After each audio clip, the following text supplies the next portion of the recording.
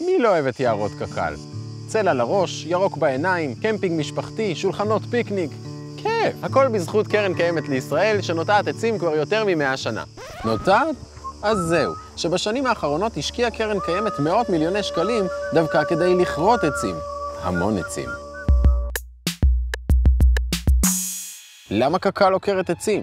הכל מתחיל משגיאות שנעשו בתחילת הדרך. הקרן הקיימת לישראל הוקמה על ידי הקונגרס הציוני ב-1901. היא רכשה קרקעות והכשירה אותן להתיישבות, ובנוסף שאפה להפריח את אדמות הארץ. הן היו שוממות אחרי שנים שבהן האוכלוסייה המקומית שגדלה במהירות, השתמשה בעצים לחינום ולבישול וחיסלה את היערות. הדרך הטובה ביותר לטפח את הקרקע הייתה לנטוע יער, מה שגם הגדיל את הסיכוי שהאדמה תישאר בידיים יהודיות. היערן הראשי של קק"ל בשנים הללו היה יוסף וייץ, אחד מרוכשי הקרקעות הגדולים של הציונות. הגישה שלו הייתה פשוטה, כמה שיותר יער, על כמה שיותר שטח, מהר ככל האפשר. לשם כך וייץ נזקק לעץ שלא צורך הרבה מים, עמיד לתנאי מזג האוויר בארץ ובעל קצב צמיחה מהיר. אחרי מאות ניסיונות, המין שנבחר למשימה הוא אורן ירושלים. עד להקמת המדינה הספיקה קק"ל לנטוע 5 מיליון עצים. רובם המוחלט אורן ירושלים ואקליפטוסים שצמחו במהירות וסימנו מי הריבון בשטח. מומחים לאגרונומיה ולאנטומולוגיה התריעו כי שיטת הנטיעות של וייץ מסוכנת לאיזון האקולוגי. אורנים שנטועים בצפיפות חשופים יותר למחלות, מועדים יותר לשריפות,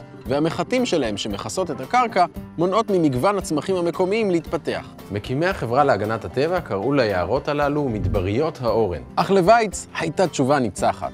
אם במעשה ייעור רב וגדול ותחוף אנו רוצים, אין לנו אלא להמשיך בקו הוודאי והבריא, אבל בממדים גדולים יותר. בשנות ה-50 וה-60 ניטעו בישראל 400,000 דונם של יער. אבל משנות ה-70 האזהרות מתחילות להתגשם, וקק"ל נאלצת לשנות כיוון וגם לעקור עצים, משלוש סיבות. אחת, עצי אורן התחילו לנבול וחלקי יער שלמים התייבשו למוות. הרוצחת, כנימה שתוקפת דווקא את אורן ירושלים.